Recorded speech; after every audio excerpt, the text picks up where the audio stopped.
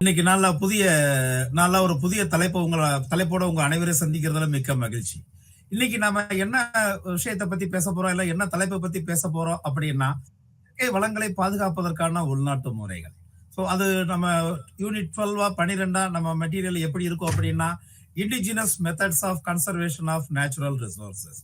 So indigenous methods of conservation of natural ரிசோர்சஸ்னு பார்க்கும்போது, இந்த இடத்துல நேச்சுரல் ரிசோர்சஸ்னு வரும்போதே அங்க இயற்கை அப்படிங்கிற ஒரு விஷயத்த நாம தெளிவா புரிஞ்சுக்கணும். இயற்கை அப்படிங்கிறது நமக்கு என்ன விதமான அர்த்தத்தை கொடுக்குது? இயற்கை அப்படிங்கிறது நம்மளை எப்படி தொடர்ந்து வாழ வைக்குது? இல்ல அப்படின்னா இயற்கை அப்படிங்கிறது நமக்கு எந்த விதத்துல ஒரு இன்றியமையாத ஒரு விஷயம் அப்படிங்கிறத நாம நம்முடைய பார்வையில புரிஞ்சுக்க ட்ரை பண்ணலாம் முதல்ல. சோ நாம நம்முடைய பார்வையில புரிஞ்சுக்கலாம் அப்படின்னா ஒரு மானுடவியல் இல்லைன்னா ஒரு சமூக அறிவியல் நோக்கில நாம இதை புரிஞ்சுக்கிட்டோம் அப்படின்னா நமக்கு அது ரொம்ப ஒரு பயனுள்ள விஷயமா இருக்கும். சோ மனிதன் அப்படிங்கிற ஒரு உயிரினத்தை நாம எடுத்துக்கிட்டோம் அப்படின்னா அவன் சுயமா சிந்திக்க ஆரம்பிக்கும் போது அவனுக்கு நிறைய கேள்விகள் வர ஆரம்பிச்சது. நாம் யார்?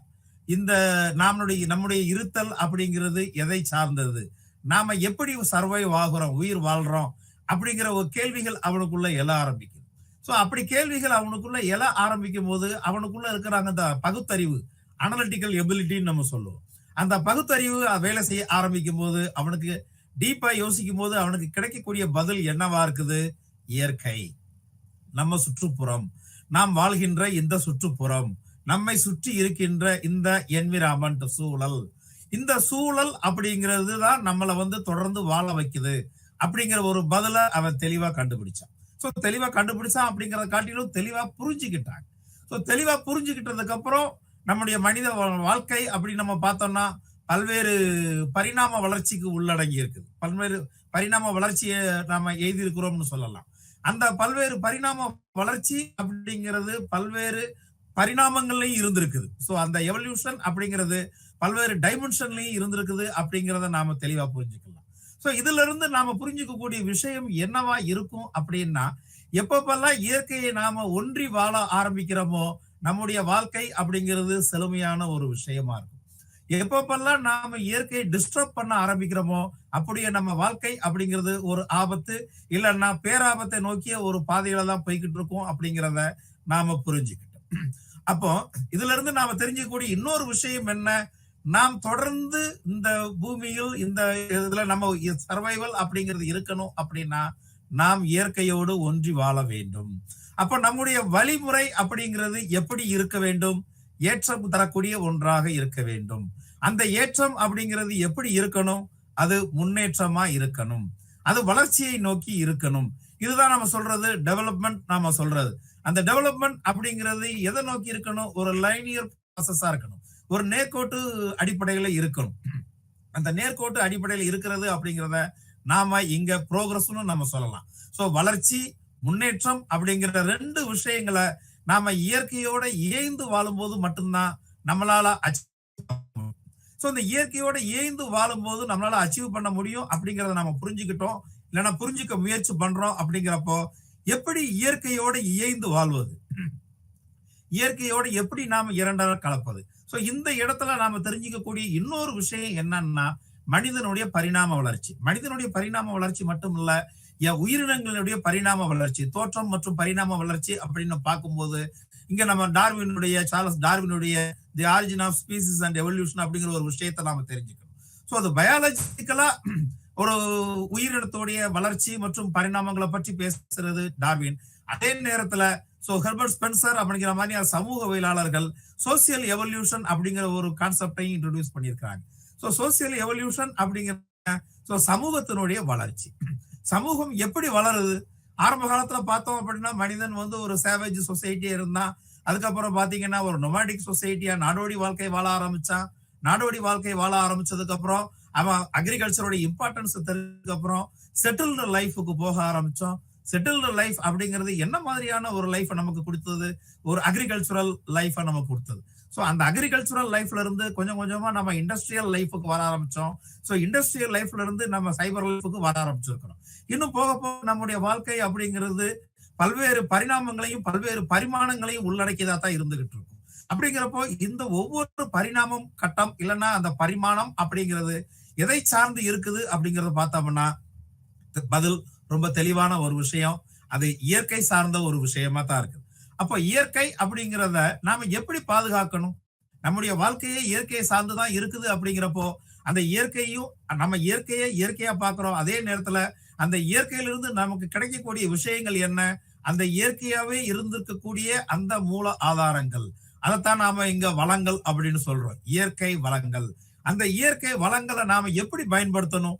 அது எப்படி நம்மளுடைய அடுத்த தலைமுறைக்கு எடுத்துட்டு போகணும்? இல்ல அடுத்த தலைமுறைக்கு எப்படி விட்டுட்டு போகணும் அப்படிங்கிறதுக்கான பதில நமக்கு கொடுக்கக்கூடிய ஒரு முயற்சியாத்தான் இந்த அலகு 12 indigenous methods of conservation of natural resources, இயற்கை வளங்களை பாதுகாப்பதற்கான உள்நாட்டு முறைகள் அப்படின்னு நமக்கு அமைஞ்சிருக்கு. இதற்கு மேலதிகமா நம்ம பேசுறதுக்கு முன்னாடி முதல் அழகுடைய கற்றல் நோக்கங்கள் என்னன்னு நம்ம பார்ப்போம். கற்றல் நோக்கங்களா நமக்கு மொத்தம் 3 நோக்கங்கள் இருக்குது, லேர்னிங் ஆப்ஜெக்டிவ்ஸ். இந்த அழகை நம்ம 2 பேரும் பேசி முடிச்சதுக்கு அப்புறம் யூ வில் பி ஏபிள், நாங்க எதிர்பார்க்கிற அவுட்கம் என்ன அப்படிங்கன்னா, you will be able to define the natural resources and its types. இயற்கை வளங்கள்னா என்ன, அதனுடைய வகைகள் என்ன அப்படிங்கிறதையும் நம்மளால தெளிவா விளக்க முடியும். அடுத்து இயற்கை வளங்களின் பாதுகாப்பை புரிந்து கொள்ள முடியும். இயற்கை வளங்களை எதுக்காக நாம பாதுகாக்கணும் அப்படிங்கிறத நான் கொஞ்ச நேரத்துக்கு முன்னாடி சொன்ன மாதிரி ஒவ்வொரு டிசிப்ளினும் அதனுடைய டைமென்ஷன்ல ஒவ்வொரு விஷயத்தையும் அப்ரோச் பண்ணும். இங்க நாம சமூக அறிவியல்ல ஒரு மானுடவியல் படிக்கிறப்போ, மானுட அறிவியல் படிக்கிறப்போ நம்முடைய மனிதனுடைய சர்வைவல், ஹியூமன் சர்வைவல் அப்படிங்கிறது எதை டிபெண்ட் பண்ணி இருக்குது அப்படிங்கிறத நம்ம புரிஞ்சுக்கணும். அப்படின்னா இயற்கை வளங்களின் பாதுகாப்பதன் முக்கியத்துவத்தை புரிந்து கொள்ளுதல் மற்றும் முக்கியமான இயற்கை வளங்களா இருக்கக்கூடிய நிலம், மண், கனிமம், நீர், காடு ஆகியவற்றை பாதுகாக்கும் உள்நாட்டு முறைகளை அறிந்து கொள்வது. இப்ப பார்த்தோம் அப்படின்னா இது மொத்தம் இந்த லேர்னிங் ஆப்ஜெக்டிவ்ஸ் ட்ரைஃபோல்டு ஒன்னு how to understand natural resources with types, with respective types, then how to preserve natural resources and to know the means of preserving land, soil, minerals, water, forest ஆகிய அந்த inevitable நம்ம சொல்லுவோம், indispensable சொல்லுவோம். நம்முடைய வாழ்க்கையிலிருந்து பிரிக்க முடியாத இந்த இயற்கை வளங்களை பாதுகாக்கிறது எப்படி அப்படிங்கிறத நாம தெரிஞ்சுக்கிறது.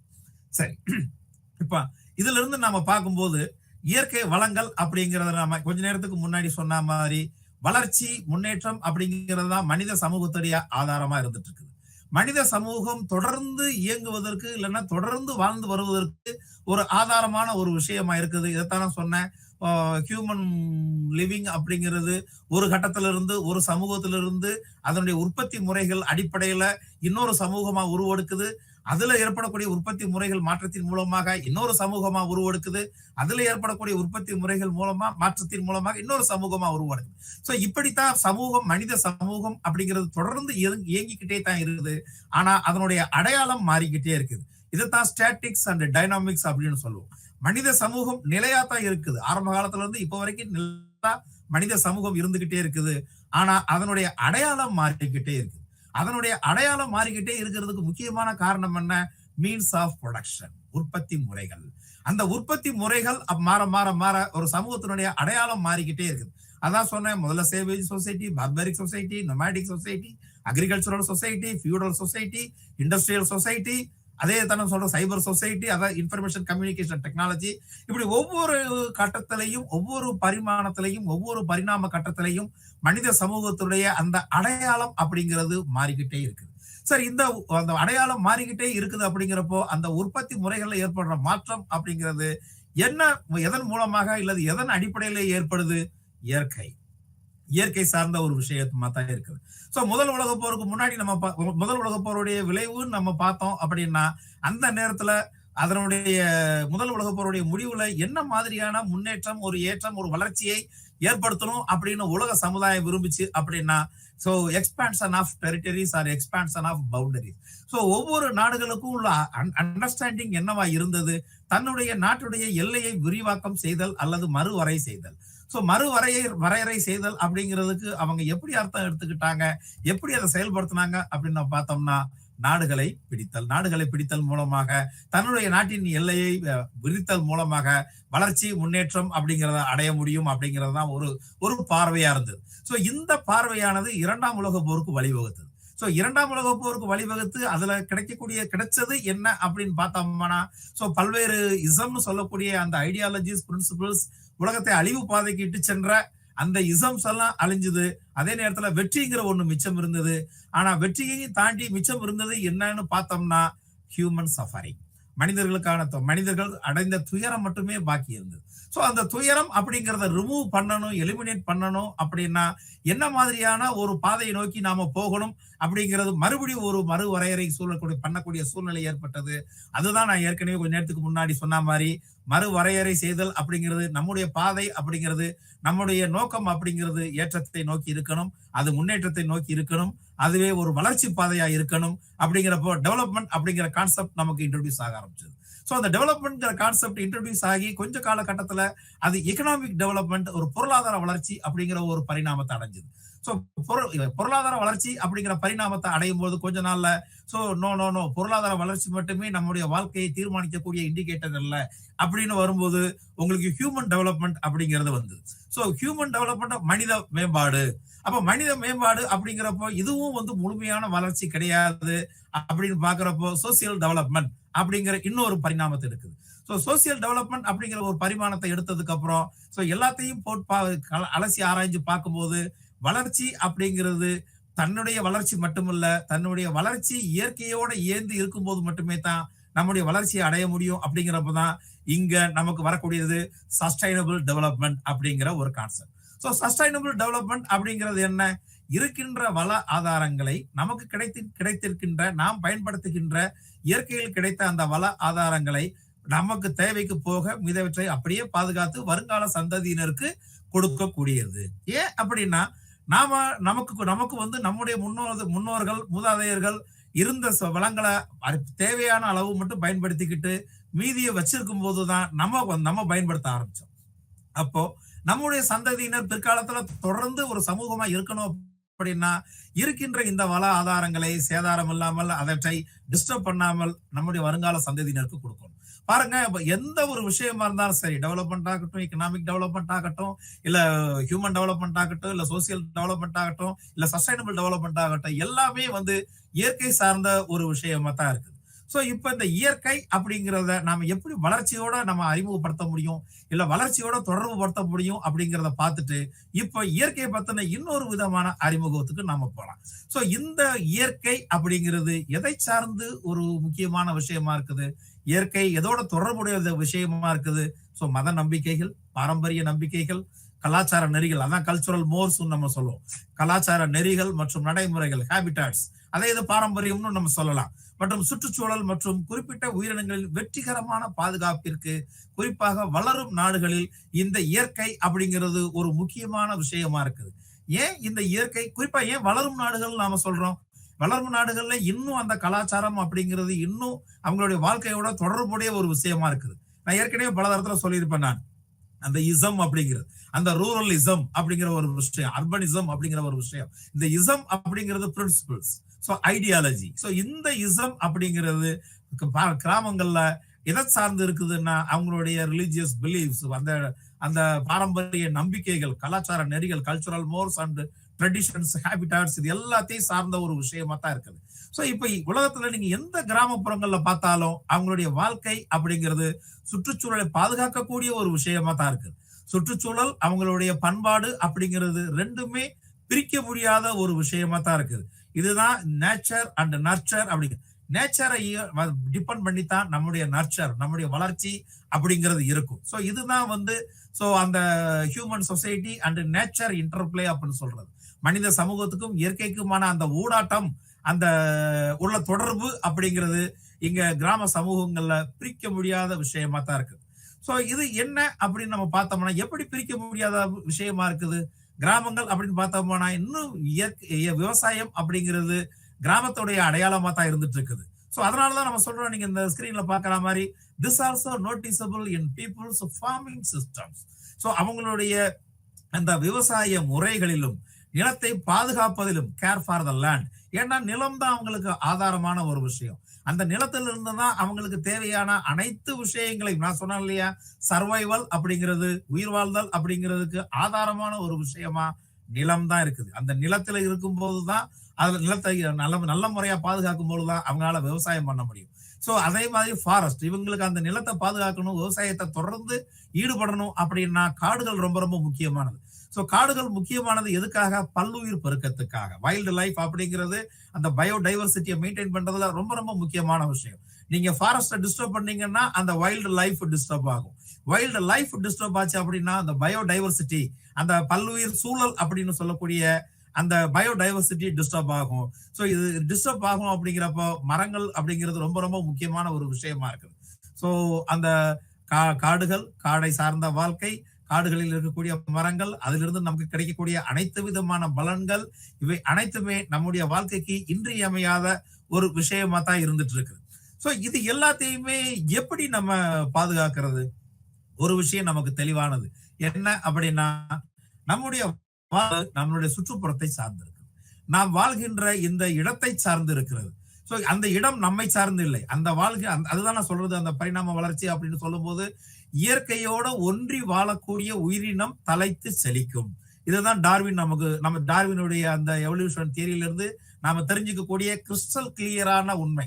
சோ தெளிவான உண்மை என்ன அப்படின்னா, இயற்கையோடு ஏந்து வாழ அல்லது தன்னை தகவமைத்துக் கொண்ட உயிரினம் தொடர்ந்து உயிர் வாழும். நாம அப்படித்தான் இப்போ வரைக்கும் வாழ்ந்துட்டு இருக்கோம். இயற்கையோட நம்ம தகவம் வச்சுக்கிட்டோம். இயற்கையோட ஏந்து வாழ்வதற்கான வழிமுறைகளை நாம கூடுமான வரைக்கும் கண்டுபிடிச்சிட்டோம். இல்லைன்னா அதுக்கு நெருக்கத்துல இருக்கிறோம். அப்படிங்கிறதுனாலதான் நம்முடைய வாழ்க்கை அப்படிங்கிறது இப்ப செழிப்பா இருந்துட்டு இருக்குது. இந்த செழிப்பை நம்ம ஃபியூச்சர் ஜெனரேஷனுக்கு டிரான்ஸ்மிட் பண்ணணும், அதை கடத்தணும் அப்படின்னா நாம அந்த நேச்சரை பாதுகாத்தே தான் ஆகணும். சோ இந்த நேச்சரை பாதுகாக்கிறது அப்படிங்கிறது ஒவ்வொரு இடத்திற்கு தகுந்தா போடியும், இல்லைன்னா ஒவ்வொரு குறிப்பிட்ட இடத்தில் வாழக்கூடிய மக்களுக்கு தகுந்தா போடியும் வேற வேற முறைகள் இருக்கு. ஆனா இதுல இருந்து நாம தெரிஞ்சுக்கக்கூடிய விஷயம் என்ன? முறைகள் மாறுபட்டாலும், மக்கள் அந்த இயற்கையை பாதுகாக்கும் வழிகளில் மாறுபட்டாலும், அனைவருக்கும் இருக்கக்கூடிய நோக்கம் ஒன்னே ஒண்ணுதான். என்னது? நம்முடைய இயற்கையை பாதுகாக்கணும், நாம வாழ்கின்ற அந்த சுற்றுப்புறத்தை பாதுகாக்கணும். அதுதான் இங்க நமக்கு நீங்க பாக்குற மாதிரி. So this rural or indigenous people are those who are in the original or oldest inhabitants of an area or region who have lived in a traditional homeland for many generations.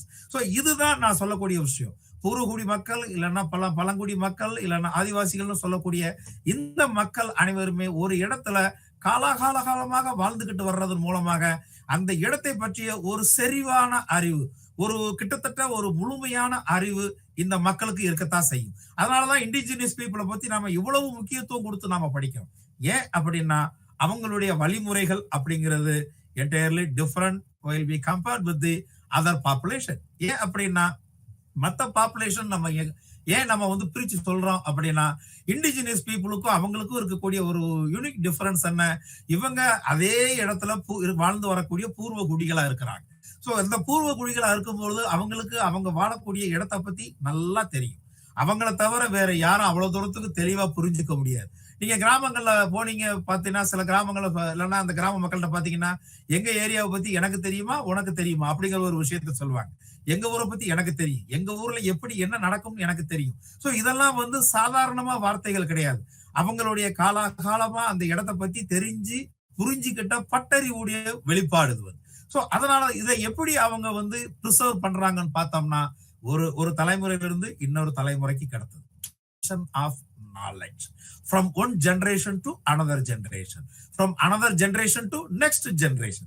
So ஒரு தலைமுறையிலிருந்து அடுத்த தலைமுறைக்கு, அடுத்த தலைமுறையிலிருந்து அதுக்கடுத்து வரக்கூடிய தலைமுறைக்கு, இப்படித்தான் இந்த knowledge அப்படிங்கிறது அந்த இண்டிஜினியஸ் பீப்புளுடைய knowledge about nature and means of preserving nature அப்படிங்கிறது ஒரு தலைமுறையிலிருந்து இன்னொரு தலைமுறைக்கு எளிதா கடத்துறாங்க. சோ எளிதா கடத்துறதுல ஏற்கனவே நம்ம பல வகுப்புகளை நம்ம பேசின மாதிரி எதெல்லாம் முக்கிய பங்கு வகிக்குதுன்னு பார்த்தோம்னா, folk tales, folk songs, so நாட்டுப்புற கதைகள், நாட்டுப்புற பாடல்கள், ட்ரெடிஷன்ஸ், பாரம்பரியங்கள், ஹேபிச்சுவல்ஸ், அதை நம்ம வழக்கமா செஞ்சு வர முறைகள், கல்ச்சுரல் மோர்ஸ், அந்த பண்பாட்டு நெறிகள், இதைத்தான் நம்ம சொல்றோம். அந்த ட்ரெடிஷனல் ஆர்ட், ட்ரெடிஷனல் டெக்னிக்ஸ், பாரம்பரிய கலைகள், இது எல்லாமே ஒவ்வொரு விதத்திலையும் ஒவ்வொரு வழிகளை நெக்ஸ்ட் ஜெனரேஷனுக்கு டிரான்ஸ்மிட் பண்ணுது.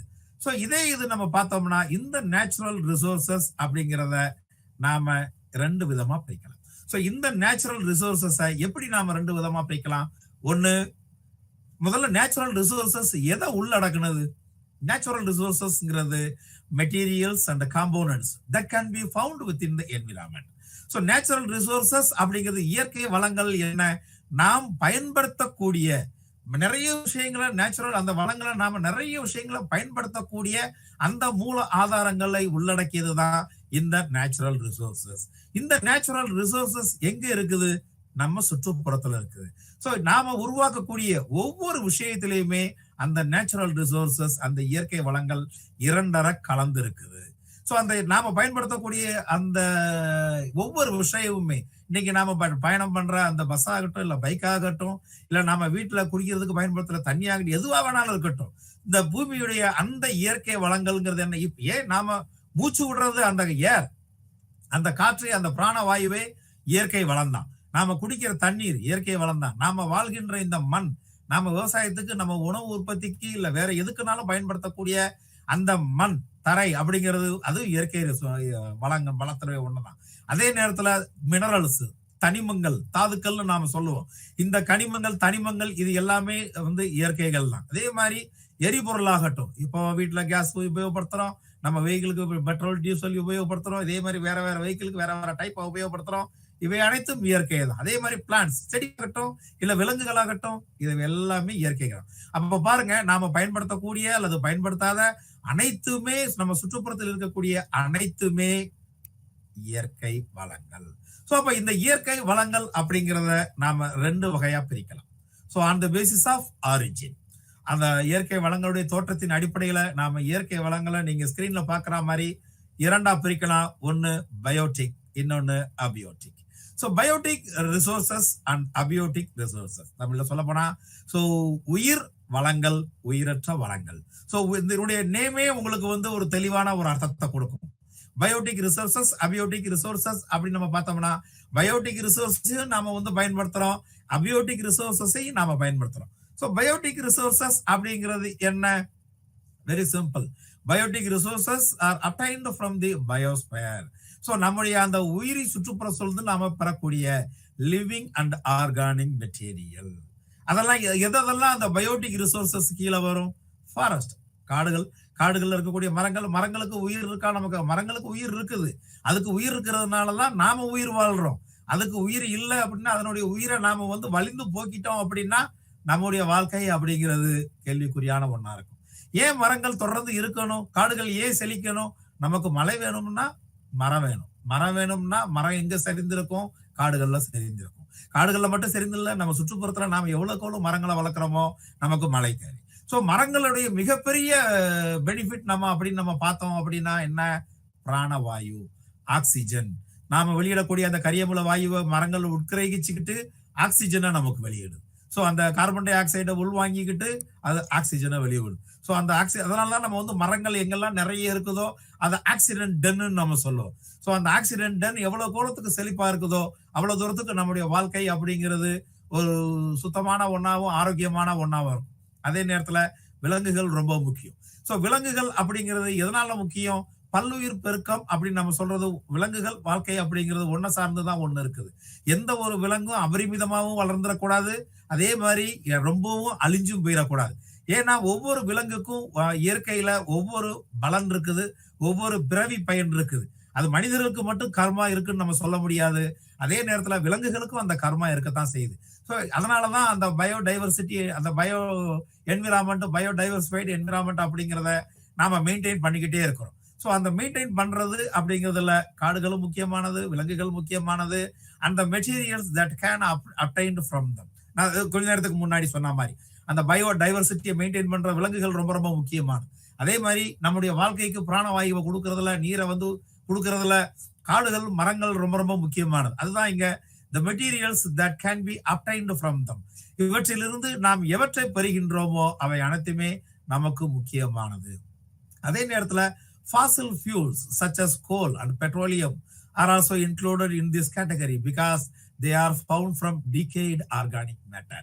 இப்போ அந்த காடுகள் ஏன் நமக்கு முக்கியமானது? காடுகள்ல இருந்து அந்த இலை தழைகள் எல்லாம் விழுந்து மக்கி காலப்போக்கில் அது மண்ணடியில போய் அது பூமியுடைய அழுத்தத்தின் காரணமாக அதிகபட்ச வெப்பநிலையின் காரணமாக அது நமக்கு நிலக்கரியா மாதிரி கிடைக்குது. அதே நேரத்துல நிலக்கரியா மட்டும் நமக்கு கிடைக்கிறது இல்ல, இன்னும் கீழே போக போக நமக்கு அது பெட்ரோலியமாவும் கிடைக்குது.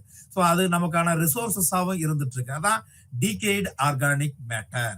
ஸோ மக்கி போன இலை தலைகள் அதுதான் மேல இருக்கிற அந்த ஆர்கானிக்ல எல்லாம் மக்கி போனதுதான் நமக்கு இப்போ பெட்ரோலாவும் நிலக்கரியாவும் நமக்கு கிடைச்சிட்டு இருக்கு.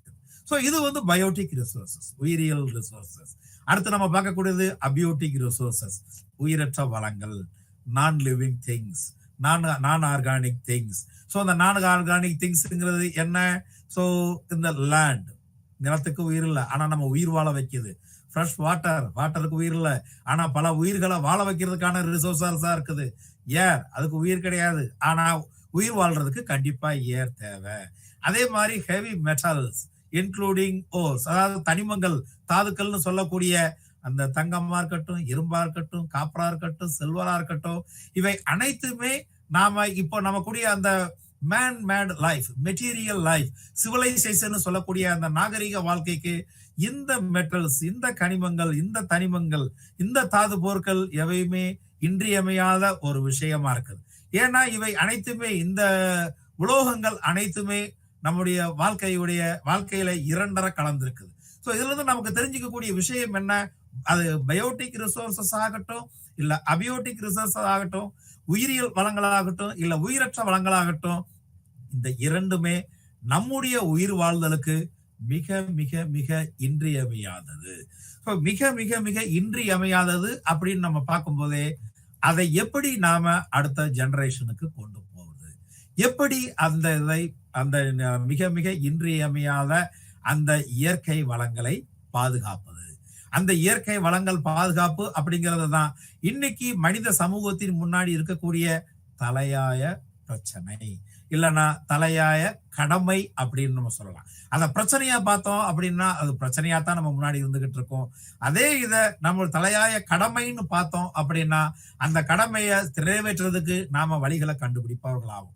ஸோ வழிகளை கண்டுபிடிப்பவர்களாகும் அப்படின்னு வரும்போதே it is our responsibility to conserve or to find the suitable means to conserve the natural resources. Natural resources அப்படிங்கிறது என்ன விஷயம் அப்படின்னா scarcely available natural resources. நாம் அந்த இயற்கை வளங்களை பாதுகாக்க வேண்டும். ஸோ ஒரு விஷயம் என்ன அப்படின்னா, இயற்கையிலிருந்து நாம நிறைய விஷயங்களை நாம எடுத்து பயன்படுத்திக்கிட்டே இருக்கிறோம். அப்படிங்கிறப்போ அந்த பயன்பாட்டுக்குன்னு ஒரு எண்டுன்னு ஒண்ணு உண்டு, இல்லைன்னா அதுக்கான பக்க விளைவுன்னு ஒண்ணு உண்டு. ஒரு நாணயத்தோட இரு பக்கங்கள் அப்படிங்கிற மாதிரி ஒரு பக்கம் நாம எடுத்துக்கிட்டே இருக்கும்போது இன்னொரு பக்கம் அந்த விளைவு என்னத்தை கொண்டு வருது? Depletion of resources. ஸோ ஒரு இயற்கை வளத்தை நம்ம தோண்டிக்கிட்டே இருக்கோம். உதாரணத்துக்கு பெட்ரோலியம் அப்படிங்கிறது நம்ம பூமியில இருந்து நம்ம எடுத்துக்கிட்டே இருக்கிறோம். அந்த பெட்ரோலியம் உருவாகிறதுக்கு எவ்வளவு ஆயிரக்கணக்கான ஆண்டுகள் ஆச்சு. நாம இப்போ அதை கடந்த 100 வருஷத்துல எவ்வளவு தூரத்துக்கு நாம பம்ப் பண்ணி எடுத்திருப்போம். அதே மாதிரி நிலக்கரி, கோல், அந்த நிலக்கரிங்கிறத நாம எவ்வளவு தூரத்துக்கு மைன்ஸை கொண்டு போய் அந்த நிலக்கரியை எடுத்துக்கிட்டே இருக்கிறோம். அப்போ அந்த ரிசோர்சஸ் எல்லாம் நாம நினைச்சா உடனே உருவாக்க முடியாது. அதெல்லாம் இயற்கையிலேயே உருவான விஷயங்கள். ஸோ அது எவ்வளவு தூரத்துக்கு நாம அபரிமிதமா பயன்படுத்துறோமோ அவ்வளவு தூரத்துக்கு அந்த ரிசோர்சஸ் ஸ்கார்ஸ் ரிசோர்சஸா மாறிக்கிட்டு இருக்கும். ஸோ தட்டுப்பாட்டை ஏற்படுத்தக்கூடிய, இல்லைன்னா பற்றாக்குறையா போகக்கூடிய, இல்லது அரிதாக ஆகக்கூடிய ரிசோர்சஸா மாறிக்கிட்டே இருக்கும். It is simply because of our activity, our over activity. So இதுதான் நாம ஒரு விஷயத்தை இப்ப நம்ம புரிஞ்சுக்கிட்டே இருக்கிறோம். எப்போ நீங்க இப்பெல்லாம் சமீப காலத்துல நீங்க ஆன் ரோடு போகும்போது கிரீன் கலர் நம்பர் பிளேட் இருக்கிற வெஹிக்கிள் நீங்க பார்த்திருக்கலாம். ஸோ பெட்ரோல் டீசல் அப்படிங்கிறது தான் ஓடிக்கிட்டே இருக்குது. இன்னும் எவ்வளவு காலத்துக்கு நமக்கு பெட்ரோல் டீசல் கிடைக்கும்? ஸோ பூமியிலிருந்து நம்ம எவ்வளவு தூரத்துக்கு நாம அந்த ரிசோர்சஸை எடுத்துக்கிட்டு இருக்க முடியும்? எவ்வளவு வருஷத்துக்கு நமக்கு இன்னும் பயன்படுத்த முடியும்? ஆஃப்டர் தட் எல்லாத்தையும் நாம உறிஞ்சி எடுத்ததுக்கு அப்புறம் நாம என்ன பண்றது? நம்மளுடைய வாழ்க்கை அப்படிங்கிறது பெட்ரோல் டீசலை சார்ந்து தான் இருந்துகிட்டு இருக்குது. ஸோ பெட்ரோல் டீசலை சார்ந்து இருந்துகிட்டு இருக்குன்னா அதுக்கு மாற்று வழி என்ன?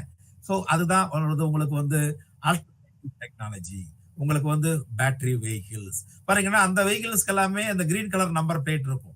ஏன் அப்படின்னா ஒரு கட்டத்துல நாம புரிஞ்சுக்கிட்டோம், இந்த பெட்ரோலும் டீசலும் நமக்கு காலகாலத்துக்கும் கிடைச்சிக்கிட்டே இருக்காது.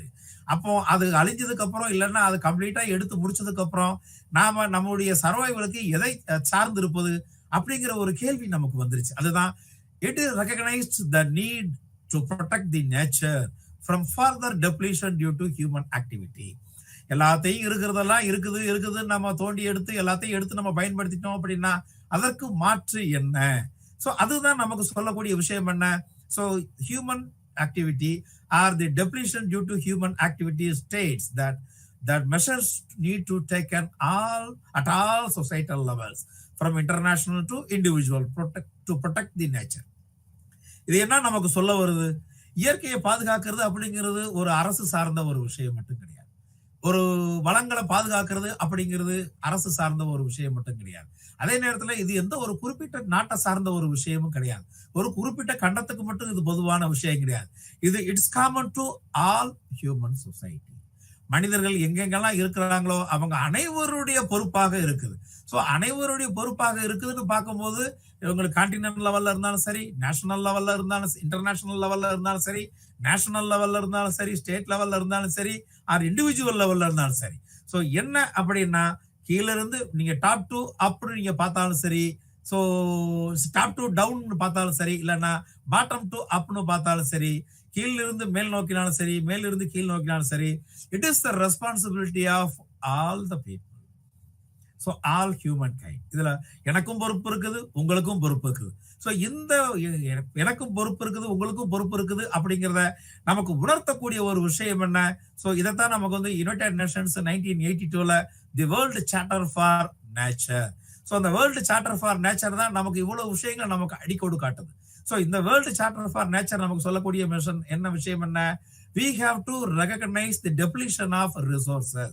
இயற்கை வளங்களை நாம் அதிகமாக பயன்படுத்துவதன் மூலமாக அதனுடைய பற்றாக்குறை ஏற்படுகிறது அப்படிங்கறத நம்ம புரிஞ்சுக்கணும். அந்த பற்றாக்குறையை நம்ம சரி பண்ணணும் அப்படின்னா என்ன? நாம எல்லாரும் அனைத்து லெவல்லையும் இதை நாம புரிஞ்சுக்கணும். அப்ப அனைத்து லெவல்லையும் இதை நாம புரிஞ்சுக்கிட்டோம் அப்படின்னா we have to sustain such resources. நாம அந்த வள ஆதாரங்களை தக்க வைக்கணும். அதான் நான் சொல்றேன். It outlines the need for sustainable use of natural resources. நான் இந்த செஷனுடைய ஆரம்பத்துல உங்ககிட்ட சொன்ன ஒரு விஷயம் தான். டெவலப்மெண்ட் அப்படிங்கிறது, வளர்ச்சி அப்படிங்கிறது எப்படி இருக்கணும் அப்படிங்கிறது தான் நமக்கு கடைசியா இருக்கக்கூடிய அந்த சஸ்டைனபிள் டெவலப்மெண்ட், சஸ்டைனபிலிட்டி அப்படிங்கிறதுல நாம நிக்கிறோம். சோ சஸ்டைனபிள் அப்படிங்கிற ஒரு வார்த்தை என்ன? இருக்கிற ரிசோர்சஸ we have to sustain. நாம பாதுகாக்கணும். எதுக்கு பாதுகாக்கணும்? வருங்கால சந்ததியினருக்கு. வருங்கால சந்ததியினருங்கிறது யாரு? நம்ம சமூகம் தான். சோ நம்ம சமூகத்துக்கு பாதுகாத்து கொடுக்கணும் அப்படிங்கிறது தான் இது இந்த வேர்ல்டு சார்ட்டர் ஃபார் நேச்சர் அப்படி நேச்சர் யுனைடெட் நேஷன்ஸ் அது நமக்கு அடிக்கோடு பண்ணக்கூடிய, இல்லைன்னா ஹைலைட் பண்ணக்கூடிய, இல்ல முக்கியமா எம்பசைஸ் பண்ணக்கூடிய விஷயமா இருக்கு. சோ இந்த வேர்ல்டு சார்ட்டர் ஃபார் நேச்சர் என்ன சஜஸ்ட் பண்ணுது? that the protection of resources should be incorporated into national and international systems of law. So அது ஒரு நாட்டுடைய சட்டத்தின் மூலமாகவும் இல்லைன்னா பன்னாட்டு சட்டங்கள் மூலமாகவும் இந்த இயற்கை வளங்கள் பாதுகாக்கப்பட வேண்டும். அப்படின்னா ஒவ்வொரு நாடும் தன்னுடைய நாட்டில் இருக்கக்கூடிய இயற்கை வளங்களை பாதுகாப்பதற்கான சட்டங்களை உருவாக்க வேண்டும். அதே மாதிரி பன்னாட்டு அமைப்புகள், அது யுனைடெட் நேஷன்ஸ் வேற எந்த ஆர்கனைசேஷனா வேணாலும் இருக்கட்டும். சோ பன்னாட்டு அமைப்புகள், பல நாடுகளில், அனைத்து நாடுகள் இல்லைன்னா பல்வேறு நாடுகளில் அப்ளிகபிள் ஆகக்கூடிய பொதுவான சட்டங்களை ஏற்படுத்த வேண்டும். சோ இது அவ்வளவும் இந்த world charter for nature United Nations 1982ல சோ ரிலீஸ் பண்ணதுல இருந்து நாம புரிஞ்சுக்கக்கூடிய விஷயம். சோ இயற்கை வளங்களை ஏன் பாதுகாக்கணும், இல்லைன்னா ஏன் இயற்கை வளங்கள் பாதுகாக்கப்பட வேண்டும்? சோ அதுக்கும் நம்ம வந்து தெளிவான ஒரு பதில நாம தேடிக்கிறது ரொம்ப ரொம்ப ரொம்ப நல்ல விஷயம். ஏன் அப்படின்னா நான் ஆரம்பத்துல இருந்து சொன்ன மாதிரியே ஒரே ஒரு விஷயம்தான், வாழ்தல், உயிர் வாழ்தல், நம்முடைய சர்வைவல். நாம தொடர்ந்து வாழணும் அப்படின்னா இயற்கையாவே வச்சிருந்திருக்கணும். இயற்கையை நாம பாதுகாத்தே ஆகணும். So conservation is the practice of caring the natural resources. So all living things can benefit from them now and in the future. இன்னைக்கு மட்டுமே நாம பலன் பெறக்கூடியது, இல்லைன்னா இயற்கையில இருந்து இன்னைக்கு நமக்கு இருந்தா போதும் அப்படின்னு நாம சுரண்டக்கூடாது. சோ அவ்வளவு நாம இன்னைக்கு நம்ம பணம் பண்றதுக்காக, அதான் நம்ம சொல்லுவோம் அக்குமுலேஷன் ஆஃப் வெல்த்னு சொல்லுவோம். பணத்தை மலையளவு குவிக்கிறதுக்காண்டி இல்லைன்னா நம்மளுடைய சந்ததியினர் மட்டும் நல்லா இருந்தா போதும், 3 தலைமுறைக்கு 4 தலைமுறைக்கு நாம சொத்து சேர்த்தா போதும் அப்படிங்கிற எண்ணத்தோட இயற்கை மேல நாம கை வச்சோம் அப்படின்னா, இயற்கை நம்மள காலாகாலத்துக்கும் வழி மாறாத அளவுக்கு திருப்பி கொடுக்கும். சோ அது நாம இயற்கைக்கு மட்டும் நாம இயற்கையை இன்னைக்கு மட்டும் நாம பயன்படுத்தினா மட்டும் போதாது. நாம எதிர்கால சந்ததியினருக்கும் நாம அத பயன்படுத்துற மாதிரி விட்டு செல்லணும். அதுதான் இந்த கன்சர்வேஷன், அந்த பாதுகாப்பு, இயற்கை பாதுகாப்பு அப்படின்னு நம்ம சொல்லக்கூடிய விஷயம் நமக்கு தெளிவர உணர்த்துற உண்மை. சோ இது எப்படி நம்ம புரிஞ்சுக்கலாம்? All the living things, all the things we need to survive. அது அனைத்து உயிர் வாழக்கூடிய உயிரினங்களும், அனைத்து உயிரினங்களும், அது விலங்கா இருக்கட்டும், இல்ல மனிதனா இருக்கட்டும், செடி கொடிகளா இருக்கட்டும், இல்ல தாவரங்களா இருக்கட்டும், ஏன் இல்லைன்னா சின்ன சின்ன உயிரினங்களா இருக்கட்டும், அது பாக்டீரியாவா கூட இருக்கட்டும், அனைத்து அதுக்கும் உயிர் வாழ்றதுக்கு இயற்கை தேவை. So all the things we need to survive. நாம உயிர் வாழ்வதற்கு தேவையான அனைத்தும் எதெல்லாம்? அது உணவா இருக்கட்டும், நீரா இருக்கட்டும், காற்றா இருக்கட்டும், தங்குமிடமா இருக்கட்டும், அனைத்துமே நாம இயற்கையில இருந்து தான் பெறோம். அப்போ இயற்கையை நாம இதுல இருந்து தெரிஞ்சுக்கலாம். ரினியூவபிள் ரிசோர்சஸ், நான் ரினியூவபிள் ரிசோர்சஸ். சோ இயற்கை அந்த வளங்கள் அப்படிங்கிறது நமக்கு என்னவா கிடைக்குது? ஒரு இடத்துல நாம ரிசோர்சஸ ரினியூ பண்ணிக்கலாம். சில நேரங்கள்ல பல ரிசோர்சஸ நம்மளால ரினியூ பண்ண முடியாது. சோ ரினியூவபிள் ரிசோர்சஸ் அப்படிங்கிறது என்ன? உதாரணத்துக்கு எலக்ட்ரிசிட்டி. இப்போ நம்ம கோல் மைன்ஸ்ல இருந்து கோல் எடுக்கிறோம். சோ அந்த லிக்னைட் எடுக்கிறோம். சோ அந்த நிலக்கரியில இருந்து நாம எனர்ஜி எடுத்துக்கிறோம், எலக்ட்ரிசிட்டியை உருவாக்குறோம். எவ்வளவு காலத்துக்கு நமக்கு எலக்ட்ரிசிட்டி கிடைக்கும்? அந்த கோல் உருவாக்குறது மூலமா நமக்கு எவ்வளவு காலத்துக்கு எலக்ட்ரிசிட்டி கிடைக்கும்? கோல் இருக்கிற வரைக்கும் கிடைக்கும், நிலக்கரி இருக்கிற வரைக்கும் நமக்கு கிடைக்கும். அதான் அனல் மின்சாரம். சோ அனல் மின்சாரம் அப்படிங்கிறதுக்கு மாற்று நம்ம என்ன கண்டுபிடிக்கணும்? அதுதான் புனல் மின்சாரம், ஹைட்ரா பவர். சோ நீரில் இருந்து நாம் மின்சாரம் தயாரித்தல், காற்றில் இருந்து மின்சாரம் தயாரித்தல். நீங்க தமிழ்நாட்டில் நீங்க ஒரு சில இடங்களுக்கு நீங்க போனீங்கன்னா நிறைய அந்த ஃபேன்ஸ் இருக்கும், விண்ட் ஃபார்ம்ஸ் இருக்கும். நீங்க இந்த பக்கம் தாராபுரம் இதுல இருந்து இந்த பக்கமா போறவங்க இருந்தீங்கன்னா பாத்தீங்கன்னா அந்த ஏரியால ஃபுல்லா தாராபுரம், உடுமலைப்பேட்டை இந்த ஏரியால எல்லாம் விண்ட் ஃபார்ம்ஸ் இருக்கும். அதே மாதிரி திருநெல்வேலி சைடு நீங்க போனீங்க அப்படின்னா கோவில்பட்டியில இருந்து நீங்க தாண்டி போகும்போதே உங்களுக்கு கன்னியாகுமரி வரைக்கும் நீங்க அந்த விண்ட் ஃபார்ம்ஸை பார்க்கலாம். சோ ஏன் அந்த விண்ட் ஃபார்ம்ஸை நம்ம அங்க அதிகமா பாக்குறோம்? இயற்கையில கிடைக்கக்கூடிய ரிசோர்சஸ இயற்கையை டிஸ்டர்ப் பண்ணாம நமக்கு தேவையான மூல வள ஆதாரங்களை பெற்றுக்கொள்ளணும். இதுதான் நம்ம சொல்லக்கூடியது. இதெல்லாம் ரினியூவபிளா நாம பண்ணக்கூடியது. நம்ம நான் ரினியூவபிள் ரிசோர்சஸ்க்கு மாற்றா நாம ரினியூவபிள் எனர்ஜிஸ நாம எடுத்து, அதான் ஹைட்ரா பவர் நம்ம சொல்றோம், விண்ட் பவர்னு சொல்றோம், சோலார் பவர்னு சொல்றோம். இப்ப நிறைய வீடுகள்ல கவர்மெண்ட்ல இருந்தே அந்த எலக்ட்ரிசிட்டியை, நம்ம வீட்டுக்கு தேவையான எலக்ட்ரிசிட்டியை நாம ஜெனரேட் பண்ணிக்கிறதுக்கு சப்சிடிஸ் எல்லாம் கொடுக்குறாங்க. இப்ப நிறைய வீடுகள்ல அந்த வீட்டுடைய பிளானோட ப்ளூ பிரிண்டோட சேர்த்து அந்த சோலார் பவர் சிஸ்டம்ஸ்க்கும் உங்களுக்கு தேவையான அந்த பிளானையும் நீங்க சேர்த்து கொடுத்தீங்க அப்படின்னா உங்களுக்கு அதுல தேவையான சப்சிடிஸ் கிடைக்குது. அதே மாதிரி இப்ப நீங்க பாருங்க, நிறைய ரோட் சைட்ல பாருங்க, அந்த கரெக்டா டான் 6 மணி ஆன உடனே லைட் எரிய ஆரம்பிக்கும். எந்த விதமான எலக்ட்ரிசிட்டி கனெக்ஷன்ஸ் இருக்காது. எப்படி இருக்குது? எல்லாம் சோலார் பவர். சோலார், ஏன்னா அதெல்லாம் ரினியூவபிள். சோ அந்த ரினியூவபிள் அப்படிங்கிறதுக்கு நம்ம சோலார் பவரை யூஸ் பண்ணி அந்த சிஸ்டத்துல நம்ம தேவையான மெக்கானிசம் நம்ம பண்ணி வச்சுட்டோம் அப்படின்னா 6 மணில இருந்து 6 மணி வரைக்கும் எப்பெல்லாம் சன்லைட் குறையுதோ, அந்த இருட்டான சூழ்நிலை வருதோ, அந்த நேரத்துல டக்குன்னு அது எரிய ஆரம்பிக்கும். சோ இதுதான் நம்ம பார்க்கக்கூடிய விஷயம். சோ அந்த ரினியூவபிள் நான் ரினியூவபிள் அப்படிங்கிற விஷயத்தை நம்ம தெளிவா புரிஞ்சுக்கிட்டோம் அப்படின்னா, எதெல்லாம் ரினியூவபிள் எதெல்லாம் நான் ரினியூவபிள் அப்படிங்கிற புரிஞ்சுக்கிட்டோம்னா, நான் ரினியூவபிள்ஸ் நம்ம பாதுகாத்து ரினியூவபிள் நோக்கி நம்ம போய்கிட்டே இருக்கோம். சரி, இப்போ நம்ம இயற்கைனா என்னன்னு தெரிஞ்சுக்கிட்டோம், இயற்கையை பாதுகாக்கிறதுக்கான முக்கியத்துவம் என்னன்னு தெரிஞ்சுக்கிட்டோம், நாம யார் அப்படிங்கறது தெரிஞ்சுக்கிட்டோம், நம்முடைய வாழ்க்கை அப்படிங்கிறது எதை சார்ந்து இருக்குது அப்படிங்கிறதையும் நாம இப்ப தெளிவா புரிஞ்சுக்கிட்டோம் அப்படிங்கிற ஒரு நம்பிக்கையோட, சோ இயற்கை வளங்களை எப்படி பாதுகாப்பது, இயற்கை வளங்களை பாதுகாப்பதற்கான உள்நாட்டு வழிமுறைகள் என்னென்ன இருக்குது அப்படிங்கிறத நம்ம பார்க்கலாம். ஒன்று, சோ இயற்கை வளங்களை பாதுகாக்கிறது உள்நாட்டு வழிமுறைகள் என்னென்ன அப்படிங்கிறதுக்கு முன்னாடி தெரிஞ்சுக்கிறதுக்கு முன்னாடி ஒரு கான்செப்டை நாம தெரிஞ்சுக்கணும். அதான் IKS சொல்லக்கூடிய இண்டிஜினியஸ் நாலெட்ஜ் சிஸ்டம், உள்நாட்டு அறிவு அமைப்பு. தமிழ்ல சொல்ல போனா உள்நாட்டு அறிவு அமைப்பு, இண்டிஜினியஸ் நாலெட்ஜ் சிஸ்டம்ஸ். சோ இந்த indigenous knowledge systems are a body of knowledge or bodies of knowledge of the indigenous people of particular geographical areas that they have survived on for a very long time. So இந்த உள்நாட்டு அறிவு அமைப்பு அப்படிங்கிறது ஒரு அறிவு தொகுப்பு. ஒரு ஒரு குறிப்பிட்ட இதை பத்திய ஒரு விஷயத்தை பத்தின அறிவா இருக்கலாம், இல்ல பல்வேறு விஷயங்கள் உள்ளடங்கிய ஒரு அறிவு தொகுப்பா இருக்கலாம். அது ஒரு குறிப்பிட்ட விஷயத்தை பத்தின அறிவா இருந்தாலும் சரி, இல்ல பல்வேறு விஷயங்களுடைய பத்தின ஒரு அறிவு தொகுப்பா இருந்தாலும் சரி, அது எப்படி அவங்களுக்கு கிடைக்கப்பட்டது அப்படின்னு பார்த்தோம்னா, ஒரு குறிப்பிட்ட இடத்துல அவங்களுடைய பல ஆண்டு காலமான வாழ்க்கையின் மூலமாக அவர்களுக்கு கைவரப்பெற்ற அறிவு. ஒரு குறிப்பிட்ட ஜியாகிரபிக்கல் ஏரியால காலாகாலமா அவங்க வாழ்ந்து வந்ததன் மூலமாக அவங்களுக்கு கிடைக்கப்பட்ட அறிவு தொகுப்பே இங்க இண்டிஜினியஸ் நாலேஜ் சிஸ்டம்ஸ், அந்த உள்நாட்டு அறிவு அமைப்புன்னு நாம் சொல்றோம். உதாரணத்துக்கு நாம இதுக்கு முன்னாடி பல்வேறு வகுப்புகள்ல நம்ம பேசின மாதிரி இந்த இண்டிஜினியஸ் பீப்புள் அப்படிங்கிறத நாம 5 இடங்கள்ல இந்தியாவில உதாரணத்துக்கு பேக்கிறோம். சோ பல்வேறு நாடுகள்ல பல்வேறு இடங்கள்ல அந்த இண்டிஜினியஸ் பீப்புள் இருந்தாலுமே நாம இந்தியாவை உதாரணமா எடுத்துக்கிட்டு, அதாவது நாம வாழ்கின்ற நாட்டை உதாரணமா எடுத்துக்கிட்டோம் அப்படின்னா ஒரு 5 ஏரியாவை நம்ம இந்தியாவில பிரிக்கலாம். So north east region, central India, அதே மாதிரி டிராவிடியன் ரீஜியன், ஹிமாலயன் ரீஜியன், அதே மாதிரி அந்தமான் நிக்கோபார் அண்ட் லக்ஷதீப் ஐலாண்ட்ஸ்.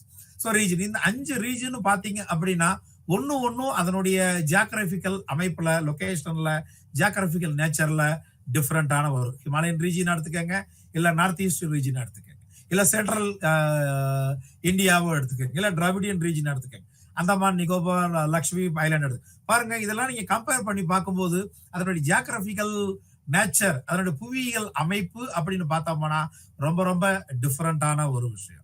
ஒன்னு தீவா இருக்குது, ஒன்னு மலையா இருக்குது, ஒன்னு டெக்கான் பிளேட்டோ சார்ந்து இருக்குது, இன்னொன்னு ஆறுகளாலும் மலைகளாலும் சூழப்பட்ட ஒரு பிளவுபட்ட பகுதியா இருக்குது.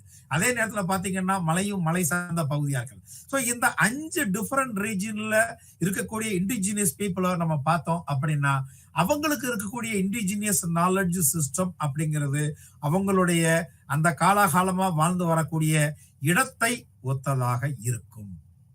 சோ அந்த அதே மாதிரி இந்த சென்ட்ரல் இந்தியா பாருங்க, அதே Dravidian region, Himalayan region, Andaman Nicobar Lakshadweep island பாத்தீங்கன்னா அவங்களுக்கு இருக்கக்கூடிய அந்த யூனிக் நாலேஜ் தான், அந்த யூனிக் நாலேஜ் தான் இங்க நம்ம இண்டிஜினியஸ் நாலேஜ் சிஸ்டம்ஸ் அப்படின்னு நம்ம சொல்றோம். சோ இந்த இண்டிஜினியஸ் நாலேஜ் சிஸ்டம் அப்படிங்கிறது எதுக்கு ரொம்ப ரொம்ப முக்கியமான விஷயமா இருக்குது அப்படின்னா, சோ அந்த இண்டிஜினியஸ் ரிசோர்ஸ் மேனேஜ்மெண்ட் அப்படின்னு நம்ம சொல்லக்கூடியது. சோ இந்த indigenous knowledge is local knowledge. So இந்த ஐகேஎஸ் நாம சொல்லக்கூடிய இண்டிஜினியஸ் நாலேஜ், நான் இப்போ சொன்ன மாதிரி அது local knowledge that is unique to a given culture or society. இதான் நான் கொஞ்ச நேரத்துக்கு முன்னாடி சொன்னேன். சோ இந்தியாவுல அந்த இண்டிஜினியஸ் பீப்புள் வாழ்ற ரீஜனை நாம 5ஆ பிரிக்கிறோம். அந்த 5ஆ பிரிக்கிறதுல ஒவ்வொரு குறிப்பிட்ட கல்ச்சருக்கும் இருக்கக்கூடிய ஒவ்வொரு குறிப்பிட்ட அந்த இண்டிஜினியஸ் சொசைட்டிக்கு இருக்கக்கூடிய நாலேஜ் தான் இந்த IKS, indigenous knowledge system. So in the IKS is built by societies through generations. கொஞ்ச நேரத்துக்கு முன்னாடி நம்ம பேசணும் அந்த டிரான்ஸ்மிஷன் ஆஃப் நாலேஜ் அப்படின்னு நம்ம பேசணும். இந்த ஐகேஎஸ், இந்த இண்டிஜினியஸ் நாலேஜ் உள்நாட்டு அறிவு அமைப்பு அப்படிங்கிறது சோ அது பல தலைமுறையா அவங்களுடைய அனுபவத்தின் சேகரமாக இருக்கக்கூடியது. சோ எந்த சேதாரமும் இல்லாம அந்த அது பல்வேறு டேமேஜஸ் இருக்கத்தான் செய்யும். பல்வேறு அதான் ட்ரையல் அண்ட் எரர்னு சொல்லுவோம். அவங்களுடைய தவறுல இருந்து திருத்தி கொண்டு வந்த விஷயங்கள் தான். சோ தவறுகள் மூலமா தான் சரியான விஷயங்களை நாம கண்டுபிடிக்கிறோம். நிறைய சந்தர்ப்பங்கள்ல எடுத்த எடுப்புலயே எல்லாரும் சரியான விஷயத்த செஞ்சிட முடியாது.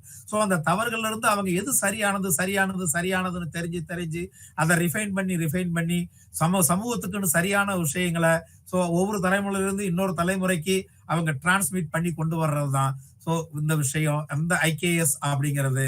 So it has close contact with nature. So அவங்களுடைய வாழ்க்கை அப்படிங்கிறது இயற்கை சார்ந்த ஒரு விஷயமா இருக்குது.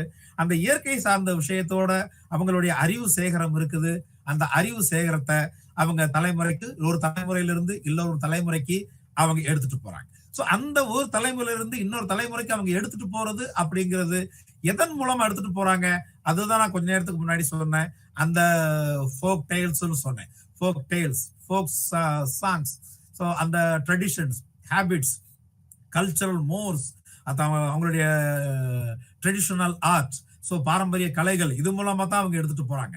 சோ இந்த transmission of knowledge are the means of the transmission of knowledge includes norms, நெறிமுறைகள், டேபுஸ். அது சம்டைம்ஸ் ப்ரோஹிபிட்டட் திங்ஸா கூட இருக்கலாம், டேபுஸா கூட. எதை பயன்படுத்தக்கூடாது அப்படிங்கிறதுல ஒரு தெளிவான வரையறை அவங்களுக்கு இருக்கும். அதுதான் அந்த டேபுஸ். சோ எதை பயன்படுத்தணும் அப்படின்னு ஒரு தெளிவான வரையறை வரும்போதே எதை பயன்படுத்தக்கூடாது அப்படிங்கிறது இருக்குது. அதான் prohibitions, dos and don'ts. And a system of classification of natural resources. ஏதாவது எந்தெந்த விதமான நேச்சுரல் ரிசோர்சஸ் எல்லாம் நம்ம பயன்படுத்தலாம், அந்த நேச்சுரல் ரிசோர்சஸ் வரையறைப்படுத்துறது மூலமா அவங்க எப்படி அந்த அறிவை அவங்க சேகரிச்சுக்கிறாங்க. a set of empirical observations about the local environment. இயற்கையை கூர்ந்து கவனிக்கணும், ரொம்ப முக்கியமான விஷயம்.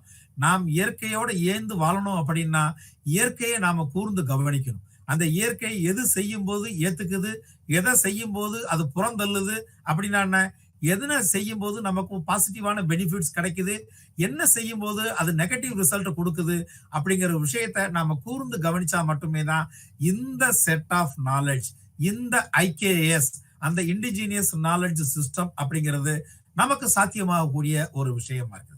சோ இந்த இண்டிஜினியஸ் பீப்புள், அதைத்தான் நம்ம சொல்றது, இந்த இண்டிஜினியஸ் பீப்புள் தான் கேரியர்ஸ் ஆஃப் ஆன்செஸ்டோரல் நாலேஜ். அந்த அறிவு, அந்த பட்டறிவு, அந்த ஞானம், அந்த அறிவுன்னு சொல்லக்கூடிய ஆன்செஸ்டோரல் நாலேஜ். ஸோ பாரம்பரிய அறிவு, அந்த பரம்பரையான ஞானத்தை எதுக்கு பயன்படுத்துறாங்க? ஸோ அவங்களுடைய அந்த பல்லுயிர் சூழலை பாதுகாக்கிறதுக்கு இவங்க அவ்வளவு தூரத்துக்கு பயன்படுத்துறாங்க. ஸோ இந்த இண்டிஜினியஸ் நாலேஜ் சிஸ்டம் அப்படிங்கிறது இண்டிஜினியஸ் ரிசோர்ஸ், அதாவது நேச்சுரல் ரிசோர்ஸ் மேனேஜ்மெண்ட்ல ஒரு முக்கியமான இடத்தை பெறுது. ஸோ இந்த இண்டிஜினியஸ் நாலேஜ் இல்லாம நாம நேச்சுரல் ரிசோர்ஸ் மேனேஜ்மெண்ட்ங்கிற ஒரு கான்செப்டை அச்சீவ் பண்ண முடியாது.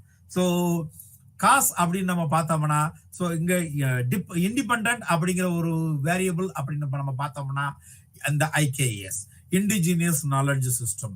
இந்த இண்டிஜினியஸ் நாலேஜ் சிஸ்டத்தை டிபெண்ட் பண்ணியிருக்கக்கூடிய வேரியபிள் என்னன்னு நம்ம பார்த்தோம்னா, so natural resource management. So IKS depend பண்ணி NRM இருக்குது. ஸோ IKS இல்லாம நம்ம நேச்சுரல் ரிசோர்சஸை மேனேஜ் பண்ண முடியாது. இந்த ஒட்டுமொத்த அழகும் யூனிட் 12 நமக்கு சொல்லக்கூடிய விஷயம் என்ன? இயற்கை வளங்களை பாதுகாக்கும் உள்நாட்டு முறைகள் அப்படிங்கிறது இந்த இண்டிஜினியஸ் IKS நாலேஜ், IKS சார்ந்துதான் இருக்குது. சோ இது என்ன மாதிரியான ஒரு இன்டராக்ஷனை கொடுக்குது? Nature society interaction. So interplay between human society and nature, அதுதான் நம்முடைய வாழ்க்கையை தீர்மானிக்குது. நம்ம வாழ்க்கை செழுமையா இருக்கணும் அப்படின்னா அதை தீர்மானிக்கக்கூடிய விஷயம் என்ன? இந்த நேச்சர் சொசைட்டி இன்டராக்ஷன் அப்படிங்கிறது டிஸ்டர்ப் பண்ணாத விதத்துல இருக்கணும். ஸோ இயற்கையை நாம தொந்தரவு பண்ணணும் அப்படின்னா நம்முடைய வாழ்க்கை அப்படிங்கிறது, அதான் அந்த சொசைட்டி, ஹியூமன் சொசைட்டி அப்படிங்கிறது, it will be in danger. So இந்த நேச்சர் சொசைட்டி இன்டராக்ஷன் அப்படிங்கிறது நான் முதல்ல சொன்ன மாதிரி அந்த ஒரு நேர்கோட்டு பாதையில் இருக்கணும், முன்னேற்ற பாதையில் இருக்கணும்.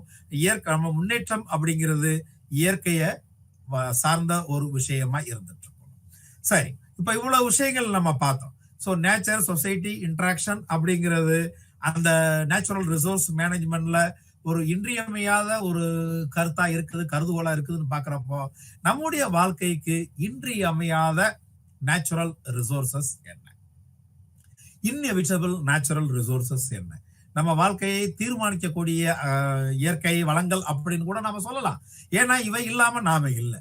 மனித சமூகம் தொடர்ந்து இயங்குவதற்கு நான் ஏற்கனவே சொன்ன மாதிரி ஆதாரமான இயற்கை வளங்கள் அப்படி நம்ம பார்த்தோம்னா land, soil, minerals, water, forest.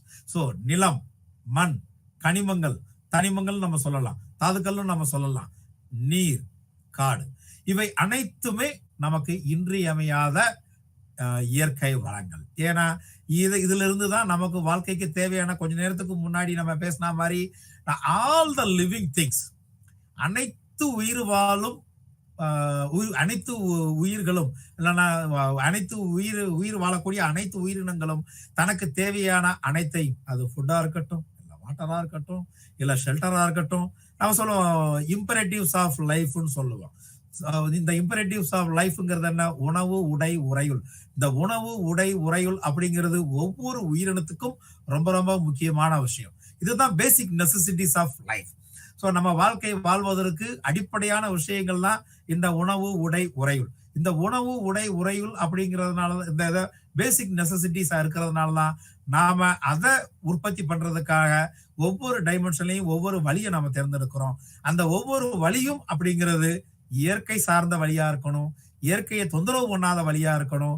இயற்கையை வருங்காலத்திற்கு விட்டு செல்லக்கூடிய வழியா இருக்கணும். நாம மட்டுமே நம்முடைய தேவைக்கு பயன்படுத்திட்டு எச்சத்தை தூக்கிட்டு போற வழியா இருக்கக்கூடாது. அந்த எச்சத்தை தூக்கி போட்டு போற வழியா இருந்தது அப்படின்னா இயற்கை நம்மள ஒரு எச்சமா தூக்கி போட்டுரும். நம்முடைய வாழ்க்கை, நம்முடைய சர்வைவல் அப்படிங்கிறது கேள்விக்குறியான ஒரு விஷயமா மாறும். ஓகே.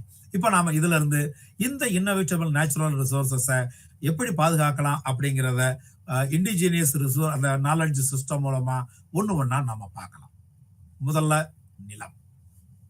சரியா? நிலம். இந்த நிலம் எப்படிங்கிறத எப்படி நம்ம பாதுகாக்கலாம்? நிலம் அப்படிங்கிறது எதுக்கெல்லாம் ஆதாரம்? கொஞ்ச நேரத்துக்கு முன்னாடி சொன்ன மாதிரி நாம் இருப்பதே அந்த நிலத்தால தான்.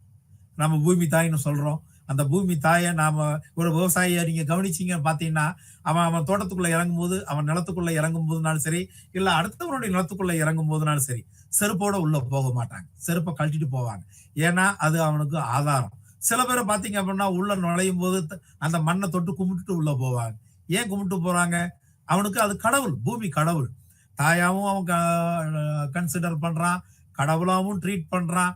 அவனுக்கு வாழ்க்கைக்கு ஆதாரமான ஒரு விஷயம் அப்படிங்கறதுனாலதான் அவன் அப்படி ட்ரீட் பண்றான். அவன் செருப்பை கழட்டிட்டு போறதுக்கு முக்கியமான காரணம் என்ன?